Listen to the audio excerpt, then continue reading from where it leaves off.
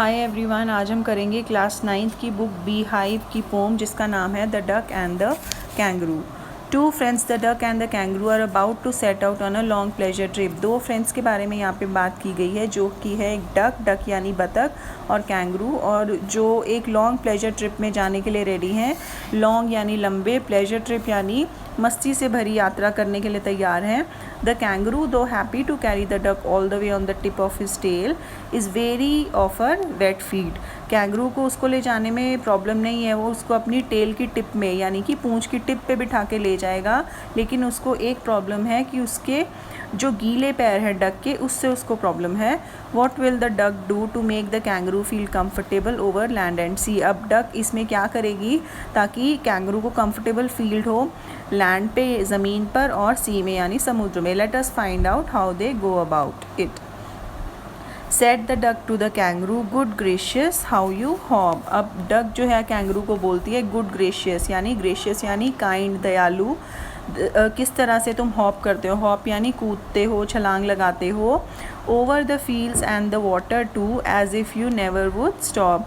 अब तुम खेतों में और पानी में किस तरह से कूदते हो, उछलते हो, ऐसे लगता है कि तुम कभी रुकोगे ही नहीं। My life is a bore in this nasty pond and I long to go out in the world beyond. मेरी लाइफ जो है इस नेस्टी यानी कि गंदे घटिया पॉन्ड में बहुत ही बोरिंग हो गई है। And I long to go out in the world beyond, और मैं पूरे वर्ल्ड का जो है चक्कर लगाना चाहती हूँ, घूमना चाहती हूँ, वहाँ पे भ्रमण करना चाहती हूँ। I wish I could hop like you said the duck to the kangaroo. अब डक कैंगरू को बोलती है मैं विश करती हूँ कि मुझे भी अच्छा लगता अगर मैं तुम्हारी तरह हॉप कर पाती, उछल कूद कर पाती, छलांग लगा पाती। Please give me a ride on your back said the duck to the kangaroo. अब जो डक कैंगरू को बोलती है कि प्लीज़ मुझे अपनी पीठ पर सवारी कराओ। I would sit quite still and say nothing but quack the whole of the long day through। अब पूरा दिन मैं चुप रहूँगी, तुम्हारी पीठ पे बैठे कुछ नहीं बोलूँगी, बस क्वैक क्वैक करूँगी। And we would go to the D and the jelly bolly over the land and over the sea। अब वो बोलती है कि हम डी और जेली बोली जगहें, ये एक राइमिंग वर्ड्स यूज़ किए गए हैं, पोइट ने यूज़ किए हैं इसमें। डी और जेली बोली जो है दो जगहों के नाम हैं। ये इमेजिनरी प्लेसेस है, मतलब इमेजिन किया गया है इसको, ये सही में रियल में जगहें नहीं है, ये इमेजिनरी जगह है जहाँ पे डक बोलती है कि कैंगरू को कि हम लोग चलेंगे, लैंड पे चलेंगे और सी में चलेंगे। Please take me on a ride oh do said the duck to the kangaroo. अब वो डक बोलती है कैंगरू को कि प्लीज़ मुझे राइड पर ले चलो, मुझे सवारी में ले चलो। ओडू यानी ओ kangaroo. Said the kangaroo to the duck. अब जो कैंगरू है डक को क्या बोलता है, this requires a little reflection perhaps on the whole it might bring me luck. अब वो बोलता है कि this requires a little reflection यानी कि मुझे रिफ्लेक्शन यानी मुझे सोचने का थोड़ा टाइम चाहिए। परहैप्स यानी शायद।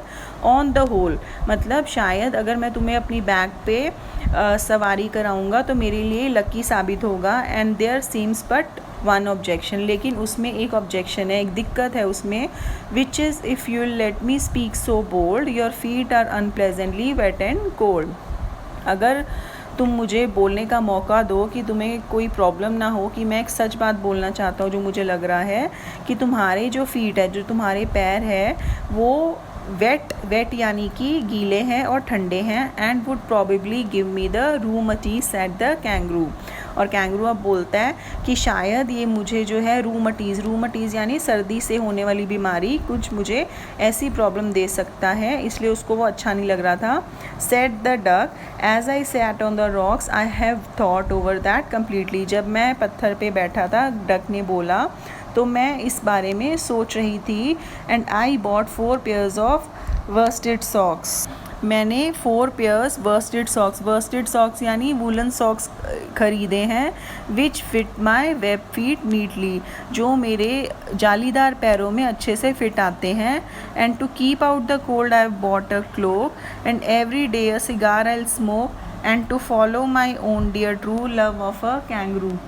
अब वो बोलती है कि जो अब मैंने एक क्लोक भी ख़रीदा है, क्लोक यानी एक लंबा कोट, ओवर कोट की तरह होता है जो ठंड से बचाता है, और मैंने वो ख़रीदा है जो मुझे ठंड से बचाएगा। And every day cigar I smoke, मतलब हम लोग मिलके सिगार स्मोक करेंगे। And to follow my own dear true love of a kangaroo, ये मैं किस लिए कर रही हूँ, क्योंकि मुझे तुम्हारे प्यार में, मतलब कैंगरू के प्यार में ये सब मैं कर रही हूँ। Set the kangaroo I am ready, अब वो बोलता है कैंगरू की अब मैं बिल्कुल रेडी हूँ। All in the moonlight pale but to balance me well dear duck sit steady, अब वो क्या बोलता है कि मैं बिल्कुल रेडी हूँ। मूनलाइट पेल यानी चांद की हल्की रोशनी में हम जाएंगे, तो चांद की रोशनी में हम चलेंगे, लेकिन तुम्हें बैलेंस करके बैठना पड़ेगा वहाँ पे डियर डक। वो बोलते तुम बिल्कुल टिक के बैठना, बिल्कुल हिलना मत। And quite at the end of my tail, और मेरी पूंछ की बैक पे बैठना, मतलब उसकी टिप पे बैठना। So away they went with hop and bound, अब वो लोग छलांग लगाते हुए यात्रा पे निकल गए। And they hop the whole world 3 times round, अब उन्होंने एक बार नहीं, 2 बार नहीं, 3 बार पूरे वर्ल्ड का चक्कर लगाया। And who so happy oh who as the duck and the kangaroo, अब लास्ट में ये क्वेश्चन पूछा गया है, अब इन दोनों में से कौन ज़्यादा खुश होगा, डक होगी या कैंगरू होगा। तो मेरे हिसाब से जो है इसमें डक ज़्यादा खुश होगी, क्योंकि कैंगरू को तो हॉप करके चलना था, डक के पास कभी आज तक चॉइस नहीं थी कि वो अपने पॉन्ड से बाहर निकल जाए। तो अब जो कैंगरू था उसको पूरे वर्ल्ड का चक्कर लगवा रहा था, तो मेरे हिसाब से तो डक है जो ज़्यादा खुश है, डक और कैंगरू में से। जो आपके हिसाब से जो ज़्यादा खुश है वो प्लीज़ मेरे कमेंट सेक्शन पे कमेंट कीजिए और मुझे बताइए कि अकॉर्डिंग टू यू आपके हिसाब से डक ज़्यादा खुश होगी या कैंगरू। ठीक है, थैंक यू सो मच।